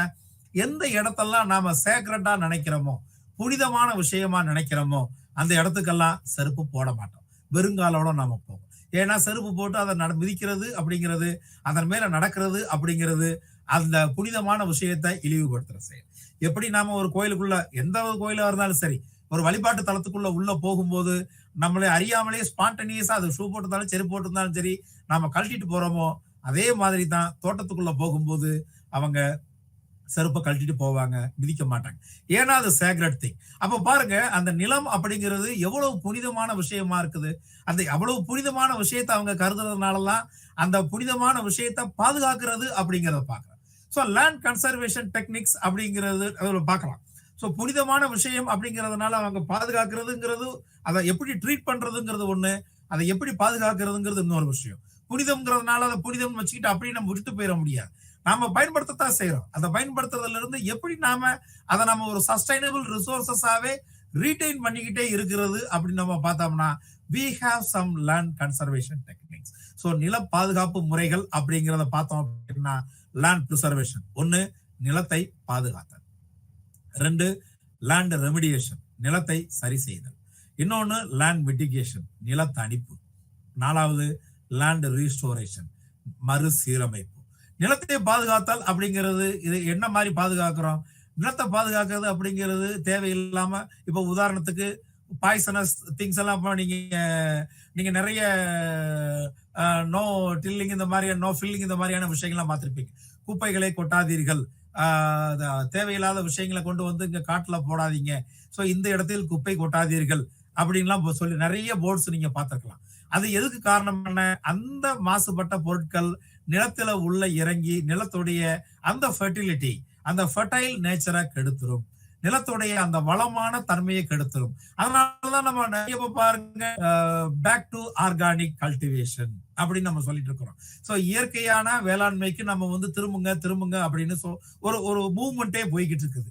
ஏன் அந்த மூவ்மெண்ட் போய்கிட்டு இருக்குது? சோ அந்த நான் ஆர்கானிக் திங்ஸ் இல்லைன்னா அந்த அபரிமிதமான அந்த ஃபெர்டிலைசேஷன்ஸ் யூஸ் பண்றதுனால, அந்த பெஸ்டிசைட்ஸை யூஸ் பண்றதுனால நமக்கு நிறைய விளைச்சல் கிடைக்குது. ஆனா ஒரு குறிப்பிட்ட காலத்துக்கு அப்புறம் பாத்தீங்கன்னா நிலத்துல இருக்கக்கூடிய தேவையான அனைத்து சத்துக்களையும் அது உறிஞ்சி எடுத்துக்கிடுது. அதுக்கப்புறம் நிலம் மலட்டுத்தன்மையோட ஒரு விஷயமா இருக்கு. சோ அதனாலதான் வந்து நிலத்தை பாதுகாக்கணும் அப்படின்னா இயற்கையான முறையில நம்ம விவசாயம் செய்யணும்னு சொல்றது. பாத்தீங்கன்னா கிராமங்கள்ல ஒவ்வொரு வீட்லயும் அந்த டொமஸ்டிபிகேஷன் ஆஃப் அனிமல்ஸ், சோ ஆடு மாடு வளர்த்தல் அப்படிங்கிறது ஒண்ணா இருக்கும். சோ அந்த மாடுல இருந்து கிடைக்கக்கூடிய அந்த எக்ஸெட்ரா அந்த அந்த கவுடங், அந்த மாட்டு சாணம் இதெல்லாமே தனியா ஒரு உரக்குழின்னு போட்டு வச்சிருப்பாங்க. ஒவ்வொரு வருஷமும் பாத்தீங்கன்னா புதுசா அவங்க வந்து அந்த விவசாயத்துல முன்னெடுக்கும் போது அவங்க வீட்டுல இருந்து ஒரு மாட்டு வண்டியிலேயே ஒரு டிராக்டர்லயே அடிச்சு கொண்டு போய் அள்ளி கொண்டு போய் அவங்க நிலத்துல தூவுவாங்க. அதே மாதிரி அந்த கரிசல் மண்ணுன்னு சொல்லக்கூடிய நம்ம களிமண் பிளாக் சாயில், அதை எங்க கிடைக்குதோ அங்க இருந்து எடுத்து கொண்டு வந்து நிலத்துல மிக்ஸ் பண்ணுவாங்க. சோ ஒவ்வொரு தடவையும் பாத்தீங்கன்னா அந்த நிலத்துடைய தன்மையை பாதுகாக்கிறதுக்கு இவங்க எவ்வளவு முயற்சி செய்ய முடியுமோ அவ்வளவு செய்வாங்க. சோ இதே மாதிரி பாத்தீங்கன்னா நிறைய இடங்கள்ல பாத்தீங்கன்னா நெல் இதெல்லாம் பேடி கல்டிவேஷன் ஹார்வெஸ்டிங் முடிஞ்சதுக்கு அப்புறம் அந்த இடத்துல உளுந்து இந்த மாதிரியான ஒரு குறுகிய கால பயிர்களை போடுவாங்க. அதுல இருந்து தேவையான அந்த பயிர்களை மட்டும் எடுத்துக்கிட்டு செடியை அப்படியே விட்டுருவாங்க. அப்படியே அதை டில் பண்ணிடுவாங்க, உழுது முடிச்சிருவாங்க. ஏன்னா அந்த இலை தலைகள் வந்து மக்கி உரத்தை மண்ணுக்கு தேவையான உரமா மாறிக்கும். அதே மாதிரி அந்த எருக்களம் செடி இந்த மாதிரி செடியெல்லாம் நிறைய இருக்கும். அதெல்லாம் வந்து உழுது ஹார்வெஸ்டிங் முடிஞ்ச உடனே மறுபடியும் அந்த தண்ணி அந்த அந்த டேங்க் மாதிரி கட்டி வச்சு இல்ல செடியை உழுவாங்க. உழுது அதை மக்கி அந்த மண்ணோட மண்ணா கலக்கிறதுக்கு வைப்பாங்க. ஒரு ஒரு ஒரு வாரம் ஒரு வாரத்துக்கிட்ட ஒரு நாள் ஒரு வாரம் 10 நாள் இப்படி விடும்போது பாத்தீங்கன்னா அந்த செடியானது தண்ணியில இருக்கும்போது மக்கி அது உரமா மாறி மண்ணுக்கு தேவையான அந்த செறி ஊட்டலை கொடுக்கும். அந்த வளத்தை பாதுகாக்கும். ஏன் அப்படின்னா கொஞ்ச நேரத்துக்கு ஒரு போன ஹார்வெஸ்டிங்ல தேவையான இல்லைன்னா போன கல்டிவேஷன்ல நாம என்ன கிராப் பண்ணமோ அந்த கிராப் ஆனது மண்ணுல இருக்க சத்தை எடுத்திருக்கும். அப்போ அந்த மண்ணு சத்துல ரீஸ்டோரேஜ் அதை சரி செய்தல் அப்படிங்கிற அந்த ரெமிடியேஷன். சோ அதை சரி செய்யணும் அப்படின்னா இந்த மாதிரியான டெக்னிக்ஸை நாம அடாப்ட் பண்றது மூலமா இதெல்லாம் இண்டிஜினியஸ் டெக்னிக்ஸ். நம்ம என்ன சொல்லுவோம், அதிகமான ஈல்டு வேணுமா நிறைய ஃபெர்டிலைசர்ஸ் யூஸ் பண்ணுங்க, நிறைய பெஸ்டிசைட்ஸ் யூஸ் பண்ணுங்க அப்படின்னு நம்ம சொல்லுவோம். அதை யூஸ் பண்ணுங்க, இதை யூஸ் பண்ணுங்க, அதிகமான விளைச்சலுக்கு அதிகமான மகசூலுக்கு இப்படி நிறைய விளம்பரங்கள் நீங்க பார்த்திருக்கலாம். சோ 5 மூட்டை வந்த இடத்துல 25 மூட்டை வருது அப்படின்னு பார்க்கலாம். சோ அதனுடைய இன்னொரு சைடுன்னு பார்க்கும்போது அதை எப்படி நம்ம நிலத்துல இருந்து அதிகமா எடுக்கிறோம். ஓகே, அப்ப அந்த நிலத்தை எப்படி பாதுகாக்கிறது, அந்த நிலத்தை எப்படி சரி செய்கிறது அப்படிங்கிறது தான் இந்த மாதிரியான முறைகள். அதே இதுதான் லேண்ட் மிட்டிகேஷன், நிலத்தணிப்பு. சோ நிலத்தணிப்பு அப்படின்னா ஒரு குறிப்பிட்ட காலத்துல ஒரே பயிரையே நம்ம போட்டு போட்டு போட்டு உதாரணத்துக்கு அந்த கான் நம்ம போடுறோம் அப்படின்னா அந்த கானே நம்ம வருஷ கணக்கில் நம்ம போட்டுட்டு இருந்தோம்னா அதுக்கு தேவையான ரிசோர்சஸ் பூரா அந்த அந்த அந்த அதனுடைய ஃபர்டைல் திங்ஸை எடுத்துக்கிட்டு மற்ற எதுவுமே இல்லாம விட்டுரும்.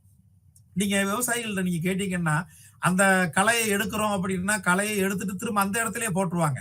ஏன்னா அது மக்கி அதுக்கு தேவையான ஒருத்துக்கு அதை எடுத்துக்கொண்டு போய் வேற ஒரு இடத்துல கொண்டு போய் பெரும்பாலும் போட மாட்டாங்க. அந்த களையை அந்த வீடை ரிமூவ் பண்ணி அதுக்கு அடியிலே போட்டுருவாங்க. அது காஞ்சி மக்கி மண்ணோட மண்ணா உரமா மாறிடும். சோ அதுக்காக களை வரத்தான் செய்யும், எடுக்கத்தான் செய்வாங்க. அதை அங்கேயே போடுவாங்க. அதை வெளியில கொண்டு போய் போட்டா அந்த மண்ணுக்கு தேவையான அந்த மக்கி போய் கிடைக்கக்கூடிய அந்த வளமானது கெட்டு போயிடும். சோ அதே மாதிரிதான் நில சீரமைப்பு அப்படிங்கிறது. சோ இதுல இருந்து நம்ம நிலத்தை பாதுகாக்கிறது அப்படிங்கிறது இயற்கையான முறைக்கு நாம திரும்பக்கூடிய ஒரு முக்கியமான வழிமுறையாகும். இதே மாதிரி தான் நம்ம மண். மண் அப்படிங்கிறது என்ன, வாழ்க்கை அப்படிங்கிறது மண் சார்ந்தது. மண்மனம் கலந்த வாழ்க்கை இப்படிங்கிறது நம்ம நிறைய பார்த்திருக்கோம். மண்ணின் மைந்தன் இப்படிலாம் நிறைய கேள்விப்பட்டிருப்போம். சோ இந்த மண் அப்படிங்கிறது நமக்கு என்ன மாதிரியான இதை கொடுக்குது, நம்முடைய வாழ்க்கை அப்படிங்கிறது மண் சார்ந்த ஒரு விஷயமா இருக்கு. அந்த மண் அப்படிங்கிறது நிறைய கொஞ்ச நேரத்துக்கு முன்னாடி சொன்ன மாதிரி லேண்ட் அப்படிங்கிறது நிலத்தை பாதுகாக்கணும்னா நிலம் அப்படிங்கிறது எதை உள்ளடக்கியது, எதனுடைய கட்டமைப்பா இருக்குது, மண்ணோட கட்டமைப்பு. சோ இந்த மண் அப்படிங்கிறத நம்ம பாதுகாக்கணும் அப்படின்னா பிட் கல்டிவேஷன் இருக்குது, அந்த எர்த் பன்ஸ் இருக்குது, கல் கட்டுகள் இருக்குது, ரிட்ஜஸ் முகடுகள் இருக்குது, தலைக்குளம். நான் கொஞ்ச நேரத்துக்கு முன்னாடி சொன்ன மாதிரிதான் இதான் அந்த மல்ஷிங். அந்த தலைகளை போட்டு வந்து மண்ணை வந்து மறுபடியும் வந்து பயன்படுத்தக்கூடிய ஒரு ஆதாரமா மாத்துறது. அதே மாதிரி மலையில வந்து மண் அரிச்சிட்டு போகாம இருக்கிறதுக்கு ஸ்டோன் பன்ஸ் நம்ம வைக்கிறது. சோ தண்ணி மட்டும் போகும், மண்ணு அரிச்சு இருந்திருக்கும். சோ அந்த எரோஷன் அப்படிங்கிறது, அந்த சாயில் எரோஷன் அப்படிங்கிறது, மண் அரிமானம் அப்படிங்கிறத தடுக்கக்கூடிய ஒரு விஷயமா தான் இந்த கல் கட்டுகள் இருக்கும். அதே மாதிரி முகடுகள் இருக்கும். என்ன, தண்ணி ஓடி வர்ற இடத்துல நாம ஒரு செயற்கையாவோ இல்ல இயற்கையான முகடுகள் இருந்ததுன்னா தண்ணி மட்டும் மேல ஓவர் ஃப்ளோ ஆகி போகும், மண்ங்கிறது அடியில தங்கிக்கிட்டு இருக்கும். சோ இப்படித்தான் நமக்கு வந்து தேவையான மண் அந்த விவசாயத்துக்கு தேவையான மண் கிடைக்குது. கழிமுக பகுதிகள்லாம் இப்படித்தான் நமக்கு இருக்குது. அதே மாதிரி இந்த வண்டல் மண் அப்படின்னு சேரக்கூடியதெல்லாம் இப்படித்தான் இருக்குது. அதே மாதிரி பிட் கல்டிவேஷன் அப்படிங்கிறது என்ன, ஒரு குறிப்பிட்ட இடத்துல அந்த தண்ணியை சேகரிச்சு அதுல இருந்து நமக்கு தேவையான அந்த அந்த வளமான மண்ணை நாம எடுத்துக்கிறது. இதெல்லாம் இண்டிஜினியஸ் டில்லிங் டெக்னிக்ஸ். சோ உள்நாட்டு உழவு நுட்பங்கள் நாம சொல்லலாம். அதே மாதிரி கனிமங்கள், மினரல்ஸ். சோ இந்த மினரல்ஸ் அப்படிங்கிறது எதை சார்ந்து இருக்குது, நம்முடைய வாழ்க்கை அப்படிங்கிறது இந்த நேச்சுரல் ரிசோர்சஸ் சார்ந்து இருக்குது. உதாரணத்துக்கு பார்த்தோம் அப்படின்னா நம்மளோட வாழ்க்கையில இந்த மினரல் ரிசோர்சஸ் அபரிமிதமான அளவுல பயன்படுத்திக்கிட்டே இருக்கணும். உதாரணத்துக்கு நம்ம இன்னைக்கு பயன்படுத்தக்கூடிய அந்த எலக்ட்ரானிக் கெஜெட்ஸ் எல்லாத்துலயுமே இந்த ரிசோர்சஸ் இருக்குது. இந்த இந்த நம்ம உதாரணத்துக்கு சொல்றோம் இ வேஸ்ட்ங்கிறது இப்போ நேச்சுரல் ரிசோர்ஸ் மேனேஜ்மெண்ட்ல சாலிட் வேஸ்ட் மேனேஜ்மெண்ட் ஒன்னு இருக்குது. அதே மாதிரி இ வேஸ்ட் மேனேஜ்மெண்ட் அப்படிங்கிற ஒரு விஷயம் இருக்குது. இது எல்லாத்தையுமே நாம வந்து எவ்வளவு தூரத்துக்கு நம்ம பயன்படுத்துறோமோ அவ்வளவு தூரத்துக்கு டெப்ளிஷன் ஆகிக்கிட்டே தான் இருக்கும். அதே நேரத்துல அந்த ரிசோர்சஸ நாம ரினியூவபிளா கொண்டு வர்றது மூலமா ரீசைக்கிளிங்க்கு உட்படுத்துறது மூலமாவும் இல்லைன்னா அந்த லெஸ் வேஸ்டபுள் மைனிங் மெத்தட்ஸ் அடாப்ட் பண்றது மூலமாவும் இன்னும் ஆல்டர்னேட்டிவ் அல்லது ரினியூவபிள் ரிசோர்சஸ நம்ம கண்டுபிடிக்கிறது மூலமாவும் நாம அதை மறுவரையறை பண்ணலாம். நீர் இன்னைக்கு நிறைய விஷயங்களுக்கு ஆதாரமா இருக்குது. வாழ்க்கைக்கே ஆதாரமா இருக்குது. நிறைய பாருங்க, நாளை போராடுவதை விட இன்று நீரை பாதுகாப்பது நல்லது. தாகம் உள்ளவரிடம் தண்ணீரின் மதிப்பை கேளுங்கள். இப்படி நிறைய விஷயங்கள் எல்லாமே நாம தெரிஞ்சுக்கிறோம். சோ இந்த நீர் அப்படிங்கிறத நான் தனியா மட்டும் சொல்லணுங்கிற அவசியம் இல்ல.